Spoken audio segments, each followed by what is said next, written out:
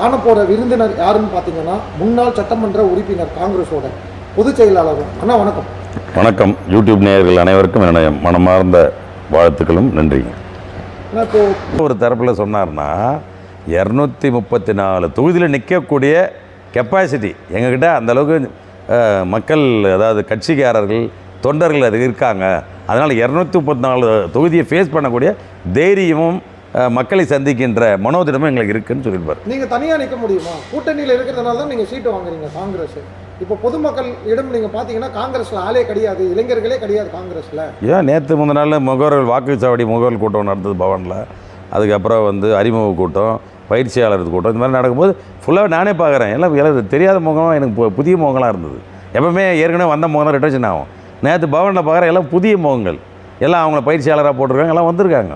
அதனால் இப்போ தான் மக்கள் மத்தியில் ஒரு காங்கிரஸுக்கு ஒரு எழுச்சி உருவாகுது. ஏன்னா மற்ற இடத்துல சரிவு வரும்போது ஆட்டோமேட்டிக்காக காங்கிரஸ் பரவாயில்லப்பா, காங்கிரஸ் வேறு.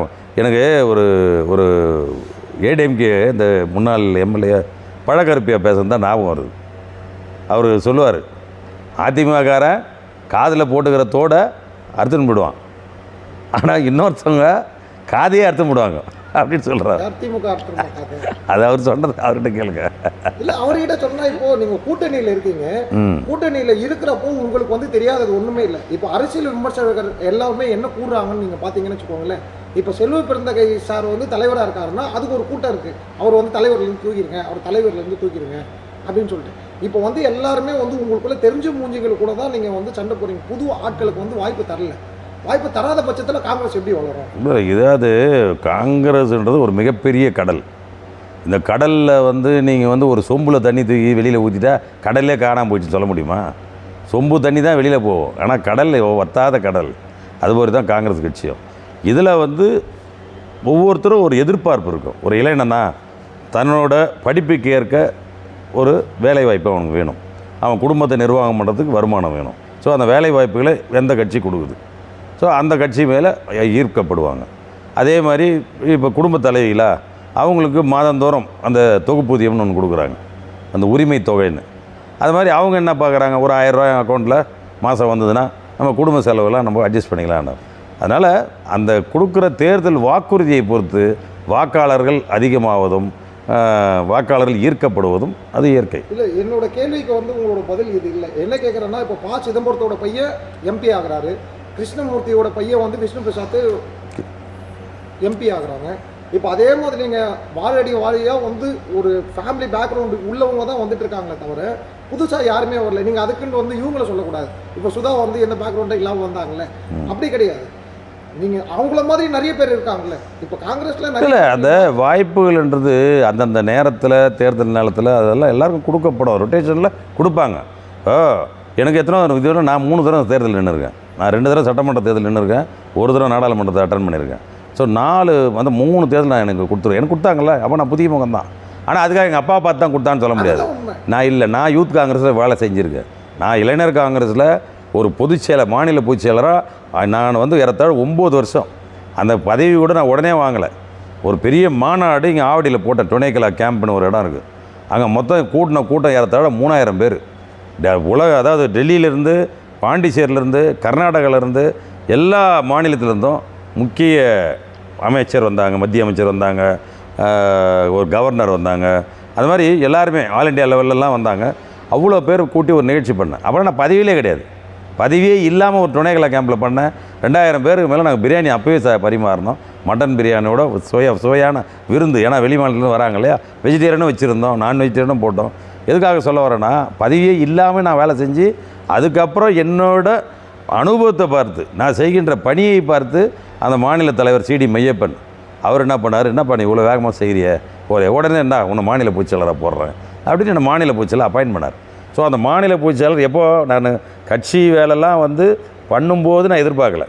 எனக்கு நான் செஞ்ச என்னோடய அனுபவத்தை பேஸ் பண்ணி, என்னோடய எக்ஸ்பீரியன்ஸை கால்குலேட் பண்ணி, இவர் நல்லா பண்ணுவார், கட்சியை எல்லா இடத்துலையும் வளர்ப்பார், நிறைய மெம்பர்ஷிப் சேர்ப்பாங்க, நிறைய ரத்த தான முகாம் நடத்துவாங்க, மக்கள் மத்தியில் ஒரு கட்சியை போய் நல்லா ரீச் பண்ணுவாருன்னு எனக்கு நம்பி என்னை ஜெனரல் செக்ரட்டரியாக போட்டாங்க. அதுக்கப்புறம் ஜெனரல் செக்ரட்டரியாக இருந்து, ஏன்னா நான் படிப்படியாக தான் வந்தேன்.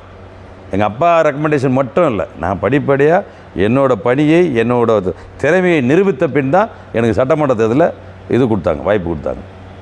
ஸோ அந்த மாதிரி வருவாங்க. இங்கேயும் உறுப்பினர்லாம் இப்போ நிறைய பேர் வராங்க, பேக்ரவுண்டு இல்லாதவங்களும் வராங்க. இப்போ சிதம்பரம் சன்னு சொல்கிறீங்க, கார்த்தி சிதம்பரம், அவர் ஒரு மதிப்பிற்குரிய நாடாளுமன்ற உறுப்பினர் 2வது முறையாக வந்திருக்காரு. கிருஷ்ணசாமி சன்னா அவர் 2வது முறை வந்திருக்காங்க, விஷ்ணு பிரசாத். இதனால் இவங்களாம் அதாவது வரக்கூடாது. அப்போ அவங்க எங்கே போவாங்க அந்த ஃபீல்டில்? அது வாரிசு இல்லையே. அவர் ரெக்கமெண்ட் பண்ணி என் வாரிசு கொடுத்துன்னு கேட்டால் தான் ரெக்கமெண்ட். அவரோட பணி அதாவது நீங்கள் இப்போ ஒரு டாக்டர் இருக்காங்க, ஒரு இன்ஜினியர் இருக்காங்க. டாக்டர் பையனை வந்து என்ன படிக்க வைப்பார்? அவர் டாக்டரை தான் படிக்க வைப்பார். இன்ஜினியர் பையன் என்ன படிப்பார்? இன்ஜினியர் பையனை தான் வருவாங்க.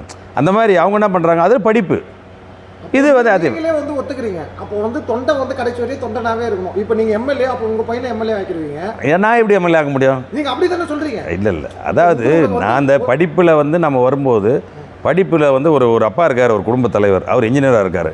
அவர் என்ன பண்ணுவார்? அடுத்ததான் பையனை இன்ஜினியர் ஆகணும்னு பார்ப்பார் அவனுக்கு. ஆனால் அந்த இன்ஜினியர் ஆகக்கூடிய திறமை அவனுக்கு இருக்கணும். அவனுக்கு படிக்கிற திறமை இருக்கணும். அவன் இன்ஜினியர் ஆகணுன்ற எண்ணம் இருக்கணும். இல்லை வேணாப்பா, எனக்கு இன்ஜினியர் தேவையில்லை, நான் டாக்டர் படிக்க போகிறேன், இல்லை நான் வந்து அக்கௌண்டண்ட்டாக போக போகிறேன் அப்படின்னு அப்பா அவளை புஷ் பண்ண முடியுமா? அவரை ஒரு நிர்பந்தம் பண்ண முடியாது.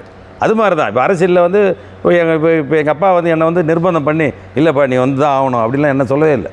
உன் இஷ்டம், நீ என்ன என்னோடய ஃபீல்டு நான் வந்துட்டு அரசியலில் நீ வந்து அவருக்கு உனக்கு வந்து விருப்பம் இருந்தால், அந்த பாலிசிலாம் உனக்கு பிடிச்சிருந்தா, உனக்கு எந்த கட்சி பாலிசி பிடிக்குதோ அந்த கட்சியில் சேர்ந்துக்கோ. என் கட்சியில் தான் சேரணும் அவசியம் இல்லைன்னு அவர் நிர்பந்தம் என்னை படுத்தலை. எனக்கு முன்னாடியே என்னோடய சாய்ஸ் ஓப்பனாக கொடுத்துட்டாரு. ஆனால் முன்னாடி வந்து நீங்கள் என்ன சொல்லியிருந்தீங்கன்னா, இது வந்து என்னோட காங்கிரஸ் ரத்தம். ஆமாம். இல்லை, ஆனால் உங்கள் அப்பா சொன்னார், இப்போ உங்களுக்கு வந்து திமுக போச்சு. இப்போது இவங்க வந்து எடுத்துக்காட்டுக்கு வந்து சொல்கிறேன், நம்ம பாஜகவோட முன்னாள் தலைவர் தமிழிசை சவுந்தரராஜன், அவங்க வந்து அப்பா வந்து பரம்பரை காங்கிரஸ்காரர். ஆனால் இந்த அம்மா பார்த்தீங்கன்னா பிஜேபி. ஆனால் அது அவங்களுக்கு பிடிக்கல.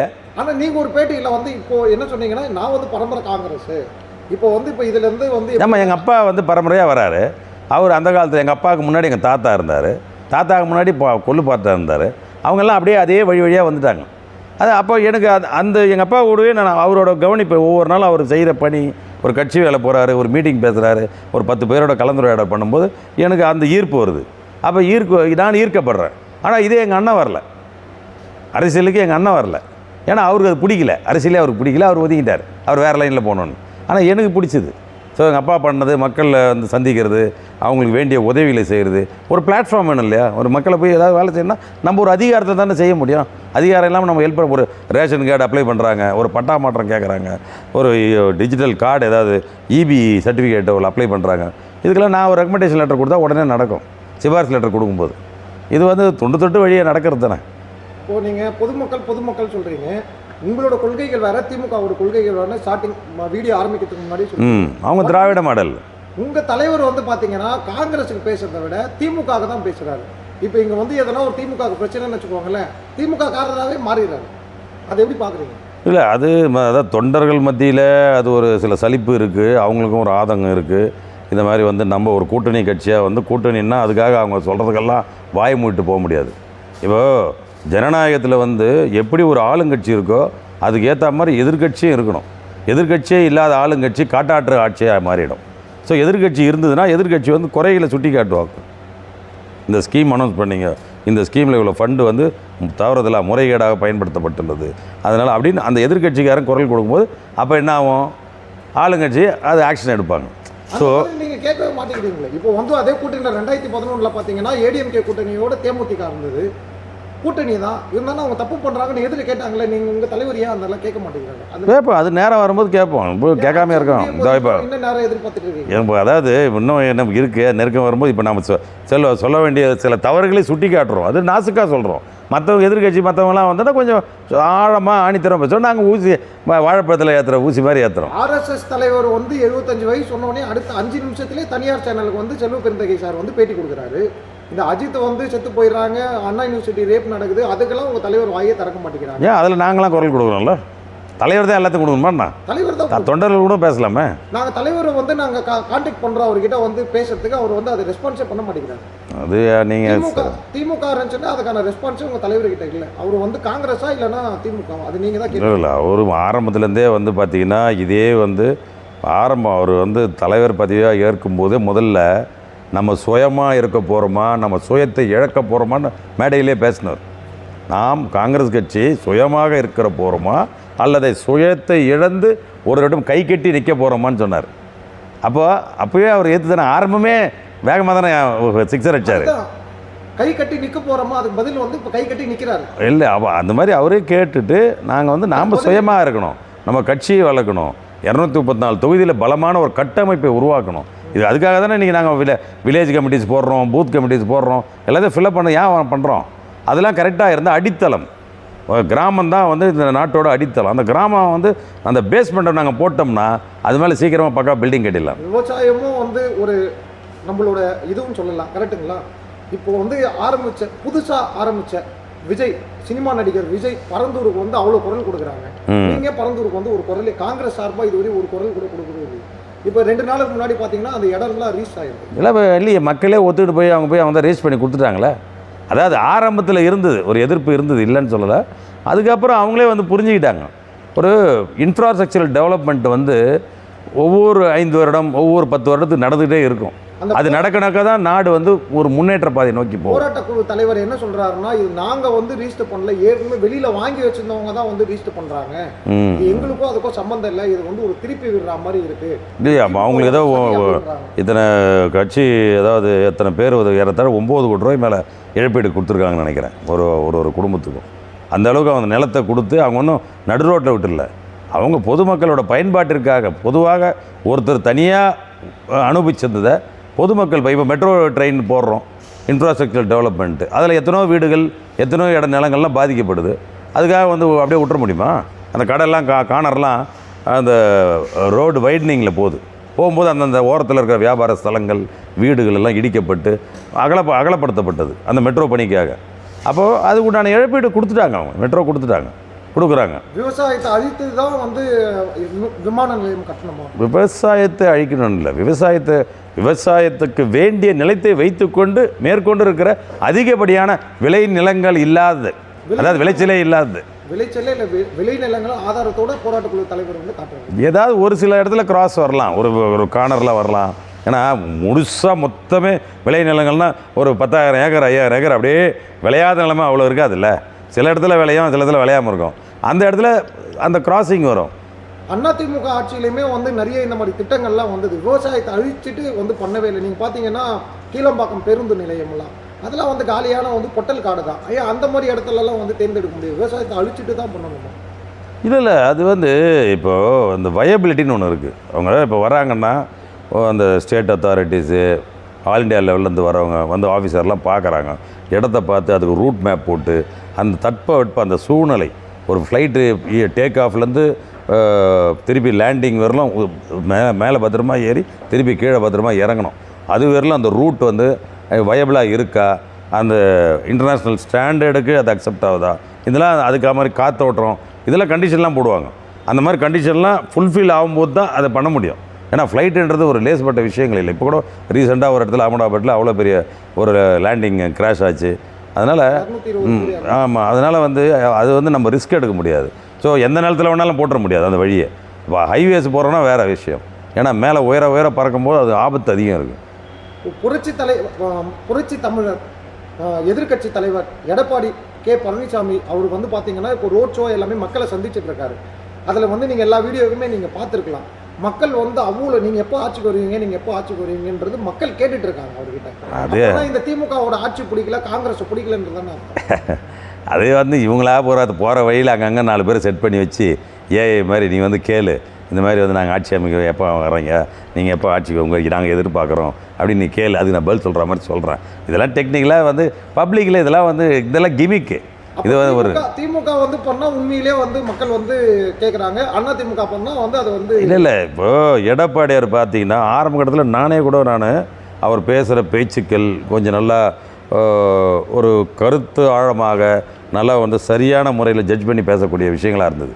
ஆனால் எப்போ இவர் பிஜேபியோட இணைந்தாரோ நான் வாய்ஸ் ஆஃப் பிஜேபியாக மாறிட்டார். நீ வாய்ஸ் ஆஃப் நைனார் வந்து எடப்பாடியார் தான். இல்லை, இப்போ நீங்கள் வந்து திமுக காங்கிரஸ் வந்து திமுக சொல்கிறதுனால நீங்கள் உடனே வந்து பிஜேபி அவர் வந்து தெளிவாக சொல்கிறார்ல, கொள்கை வேறு கட்சி வேறு. அவர் தெளிவாக சொல்லிட்டார்ல, கொள்கை கூட்டணி வேற, கட்சி கூட்டணி வேற அப்படின்னு சொல்லிட்டு. ஆமாம், நாங்கள் அதோட சொல்கிறோம். எங்களுக்கு கூட்டணி என்பது தேர்தல் வரை தான். ஒரு கட்சியோட கூட்டணின்னா அதை சில எங்களோட பாலிசிஸ்லாம் வந்து அவங்கள எங்களுக்கு மேட்ச் ஆகுது. சரி, நீங்கள் சொல்கிறத நாங்கள் செயல்படுத்த முடியும் அப்படின்றது. நான் இப்போ ஒரு உதாரணத்துக்கு 2006 வந்து ₹1 அரிசி டாக்டர் கலைஞர் அனௌன்ஸ் பண்ணார். ₹1 ஒரு சாமானியனுக்கும் ₹1 அரிசி தரேன்னு சொல்லி. அதை வந்து கொடுக்கவே முடியாதுன்னு ஏடிஎம்கே சொன்னாங்க, பிஜேபி சொன்னாங்க. ஆனால் அந்த ₹1 அரிசி சாத்தியம்னு அதுக்கு வந்து எடுத்து கொடுத்தது யாருன்னா நம்முடைய மாண்புமிகு முன்னாள் ஃபினான்ஸ் மினிஸ்டர் மரியாதைக்குரிய ப. சிதம்பரம். அவர் வந்து உத்தரவாதம் கொடுத்தார். தமிழ்நாடு ஃபுல்லாக பிரச்சாரத்துக்கு போனார்.